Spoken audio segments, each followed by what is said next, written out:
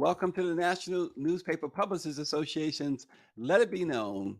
We're in the nation's capital this morning, where Let It Be Known will be at the citizenship ceremony for the two survivors of the Tulsa Race Massacre, the 108-year-old Viola Fletcher, known as Mother Fletcher, and her brother, 101-year-old Hughes Van Ellis, known as Uncle Red, will become Ghana citizens.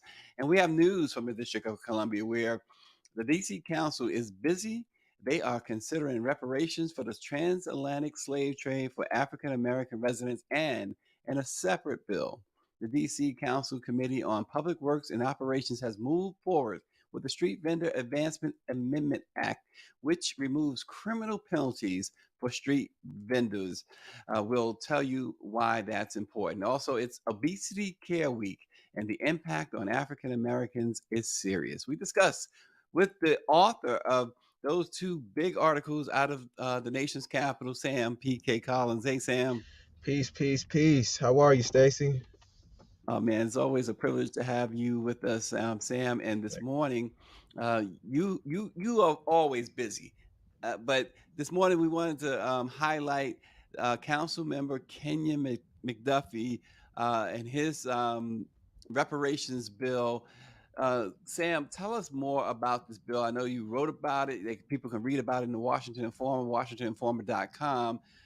Tell us about this bill, because reparations seems to be the catchword all around the country. There are different cities and even the state of California that have been studying reparations. I know McDuffie's bill also establishes a nine-member task force to study and develop reparations. What else should we know? Well, all great points. This is not Councilmember McDuffie's first time doing this. He introduced similar legislation in 2021, and it was referred to his committee, the Committee on Business and Economic Development. Didn't quite make it through for whatever reason, but this is the second go around. A bevy of council members have signed on this time, because last time it was just Councilmember Trayon White out of Ward 8, but this time we have Councilmember Robert White, Brianne Nadeau, Trayon White, of course, Brooke Pinto, as well as um, Zachary Parker. Hmm.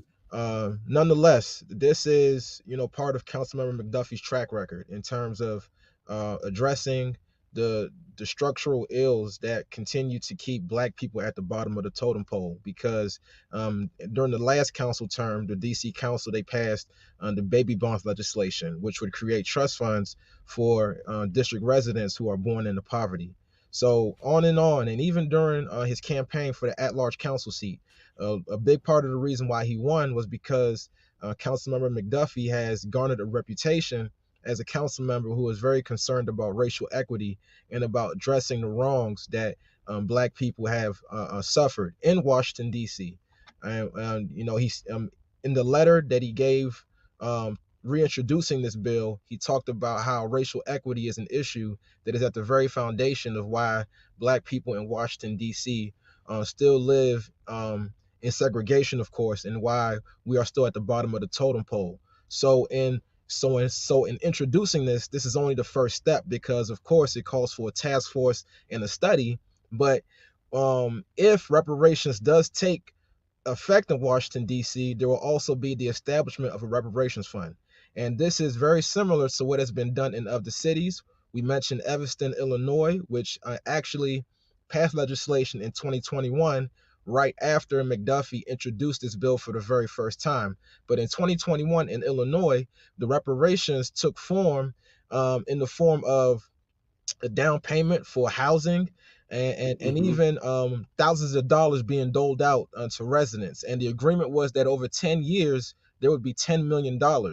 But even with that, there was still concern about a year down the line when only 16 residents had been given this money.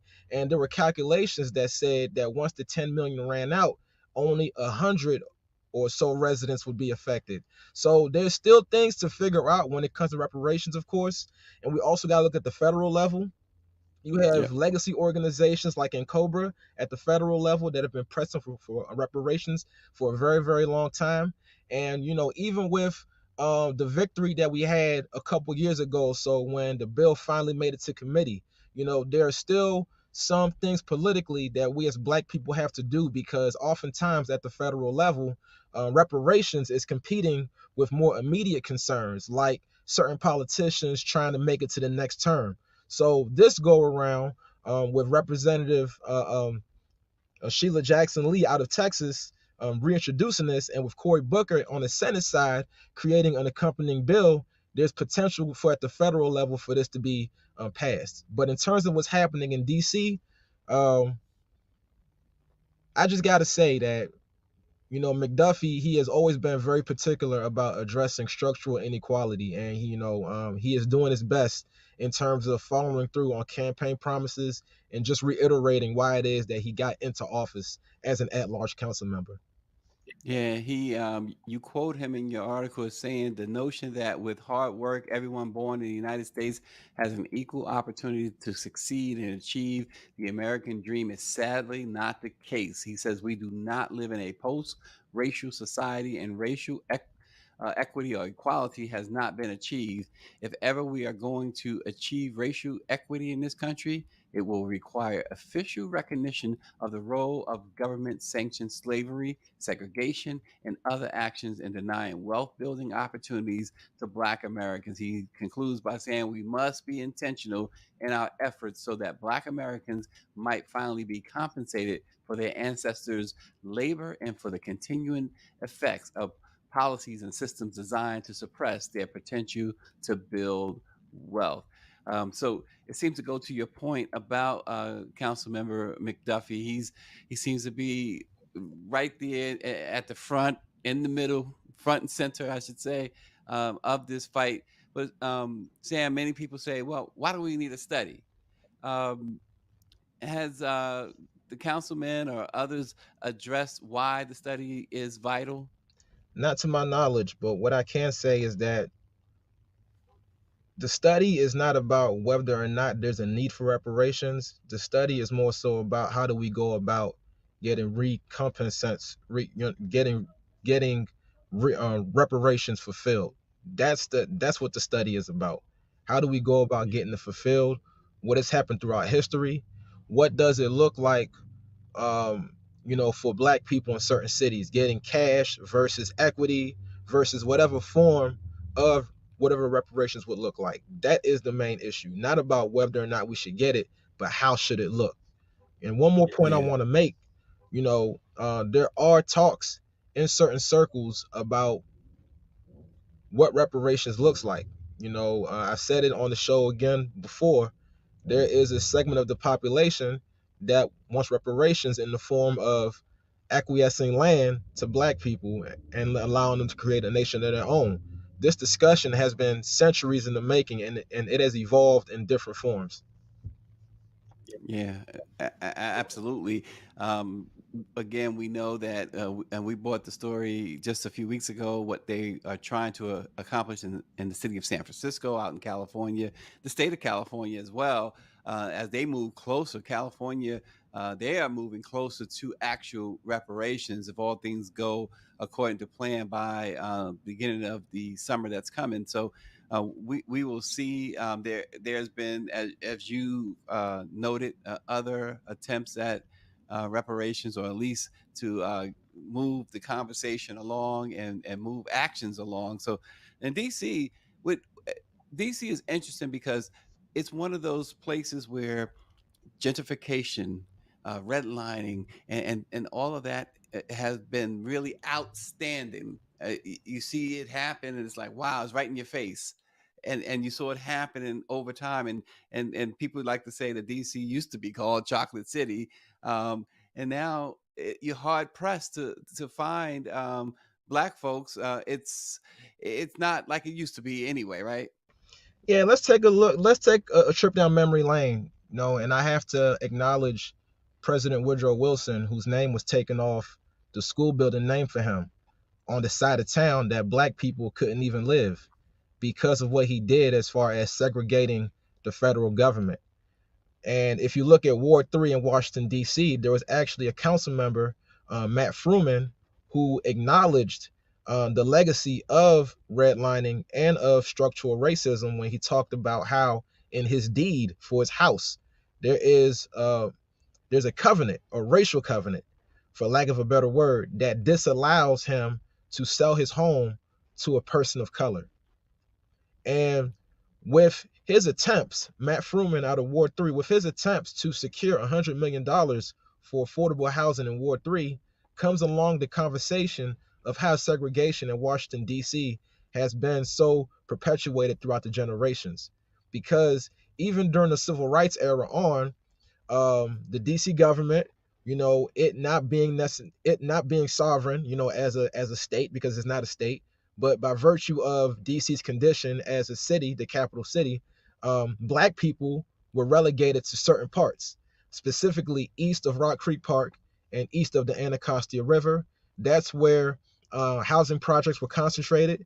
That's where certain other things that are not beneficial to black people were concentrated, while at the very same time, white people in western parts of the city and in downtown portions of the city were allowed to thrive on their own with houses that they had easy access to. And the system of segregation has perpetuated itself in schooling. And I'm saying that because right now we are in the midst of a school lottery period where parents all across the city have an opportunity to choose where they want their kids to go to school.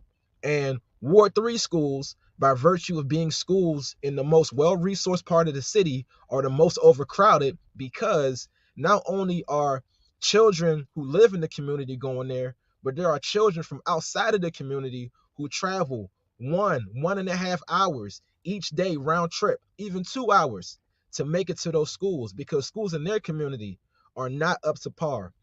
And along with that, you have the charter school revolution, so called, that has concentrated charter schools in the eastern, most impoverished parts of the city. And charter schools historically have not been stable because they are privatized organizations getting public money that shut down if they don't perform up to par.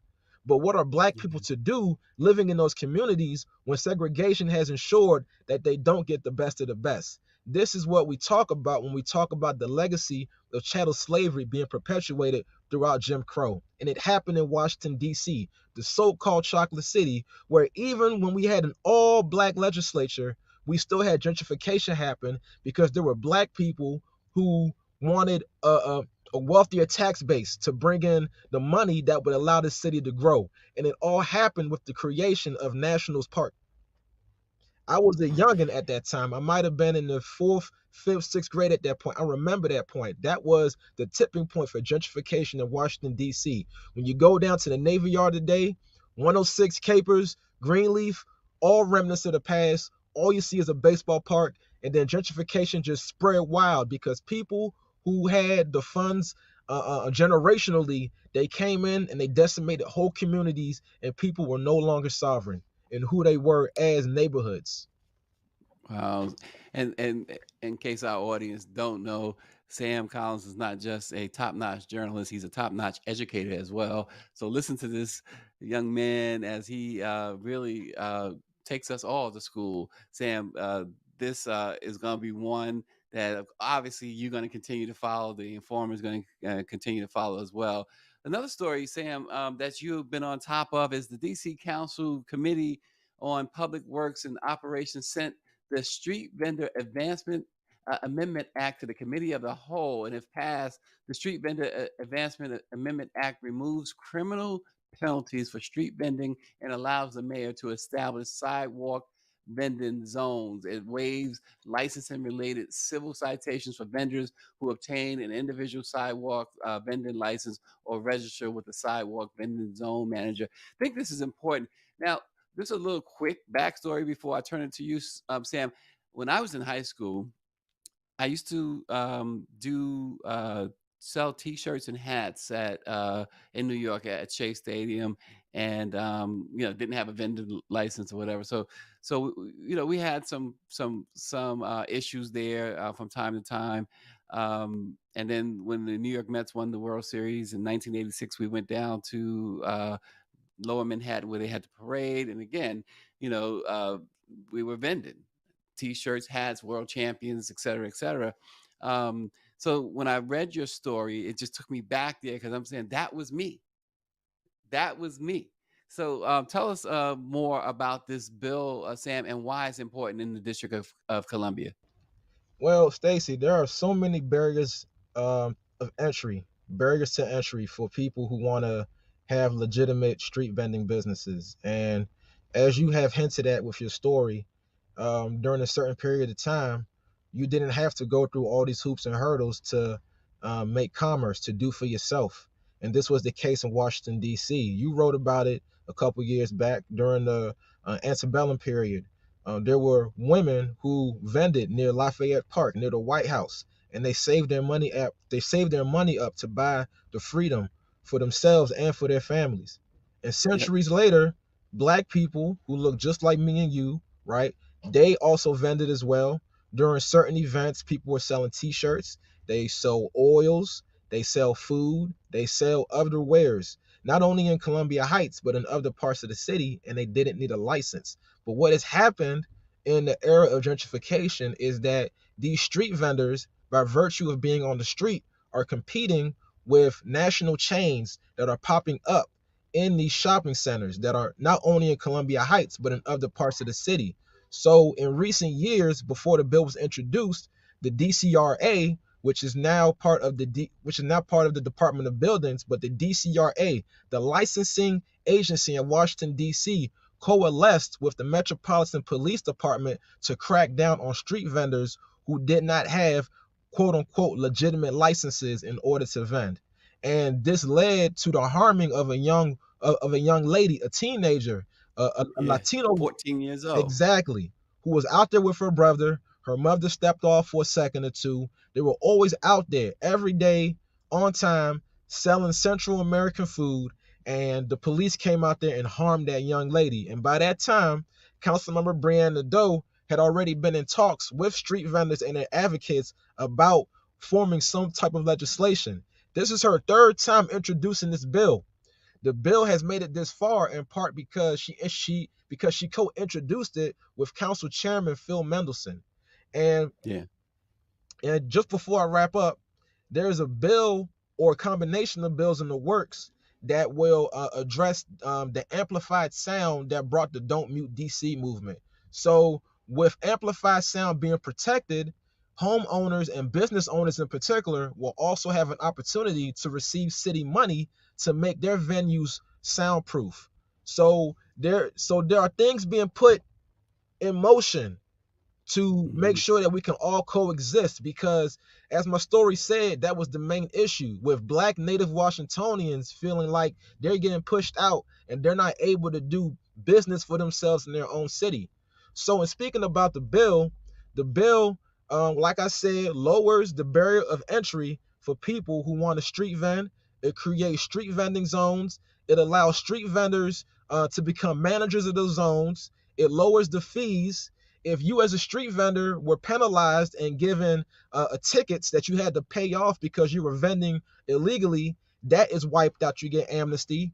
No longer do they do criminal background checks for street vendors, and street vendors are will be allowed to sell foods that they made out of their kitchen and foods that represent their culture. Because before the bill, well, right now, because the bill hasn't passed yet, but the status quo as of right now is that people are only allowed to sell legally hot dogs.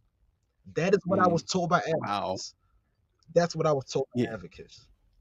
Wow. And the young lady, again, the 14-year-old, I should say, that Sam referred to, Genesis Lemus, um, she was selling plantain chips and other items in 2019 when, as Sam put it, the police harassed and harmed her, which was really, it was just sickening that this 14-year-old girl can be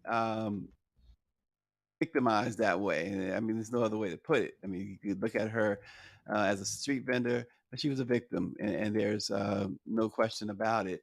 So, Sam, this is another story that we are going to look to follow. Hopefully, we'll see the council come through and this bill gets passed and makes it to the mayor's desk for her signature. So we will pay close attention. But before we close, Sam, wanted to lift up Obesity Care Week 2023. It kicked off Monday, February 27th, with a focus on the disproportionate impact of obesity on communities of color. Health officials responsible for the week said racial and ethnic minorities have a higher rate of chronic disease. African Americans have the highest rate of chronic disease. And according to recent data, almost 50% of African Americans have obesity, and approximately 4 out of 5 Black women are overweight or have obesity. And so it also goes into the causes. We have to understand too the causes, right? And they say it's complex, but a person's access to healthy food, safe places to exercise and play, stable and affordable housing, access to quality health care, and social attitudes about body weight all play a role in whether a person will have obesity. Sam, this is not often talked about in our community. Definitely not, and for good reason, because I think that there is some shame that comes with having this conversation. A lot of who we are is tied to, our food and, and our habits. And when people get critical about what they have done, they might take that as a slight against themselves, when in fact it should be an indictment against the varying conditions that we were brought up in, because we're Yep. talking about generations upon generations of trauma, that was rolled down. And not even to mention, I think that class is also the common thread here, because we live in a society now that is very fast, and people are working longer hours more than ever we have Mm, ever seen. So there's not enough time in the day unless you really work hard to create a home cooked meal for people, for your family rather, or to sit down and rest. Stress is the common factor. And when you live in communities with, where that are experiencing food apartheid, not food deserts, but food apartheid, we live in those communities.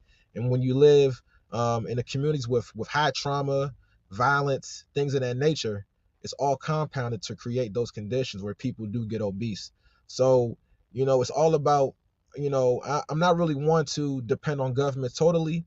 We do have to mhm. address those factors, but with us knowing what we know right now, we can't take it upon ourselves to address some of those with changes in habit. And I've seen it being done in the 11 years that I've been a reporter. I've written stories about community gardens. I've written stories about people exercising, biking. So people are doing it at the grassroots level. And I see that there's greater awareness now than ever about obesity and what exactly causes it. Yeah, and one example too, speaking of what causes it, in the United States, I thought this was a really startling statistic. Only 8% of African Americans live in a census tract with a supermarket. That is stunning, Sam. Very stunning. Just 8%. Very stunning. Because once again, it's that chicken or the egg thing. I've Hmm. had conversations with community advocates on Ward 7 on the eastern part of DC. Just got a store. And it took 4 mayoral terms, almost 2 mayors for it to happen. But they got a Walmart. If I not a Walmart, but a little.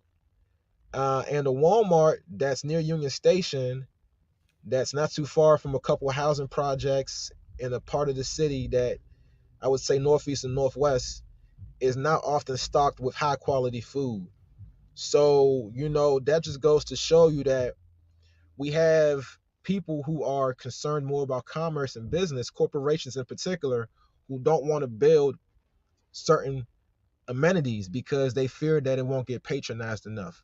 And we could also Yeah, talk about the Good Foods Market in Ward 8, how that came and went. Ward 8 in DC only has the Safeway, and that Safeway goes through it all the time. So what you yeah. talked about, I've seen it, and the results are just are harrowing. For like, Just another, we talked earlier in the program about reparations. This ties all in as well, right? of course, because this is generations upon generations of marginalization and of people being put into a box, physically, emotionally, in terms of their health. And it has created conditions where you have to work really hard to get out of poverty. And even if you do work hard, there are things against you. Not to victimize us, but that's just the truth of the matter. It's not going to take That's it. individual know-how. It is systemic beyond a shadow of a doubt. Yeah, without question. So, Obesity Care Week, all week, there's going to be a lot of information, lot more information put out. You can go to obesitycareweek.org to find out more about Obesity Care Week 2023. And, as Sam brought it out. I mean, I know I need to do more exercise, but exercise, biking, no matter what it is, as Michelle Obama used to say, let's move. And also, uh, all this processed food and things of that nature, we really, really must look deep in the mirror, right? Look at ourselves in the mirror and decide to do better. Um, because this only feeds into things like COVID-19, while we have a higher rate of that, and other things, diabetes, etc. So let's move, y'all. Let's move. Sam P.K. Collins of the Washington Informer, like I said, a journalist, an educator. Thanks so much for all you do. We really appreciate you highlighting these important issues on Let It Be Known. Thanks a lot. Yes, sir. Thank you. And thank you all for joining. We'll see you again tomorrow.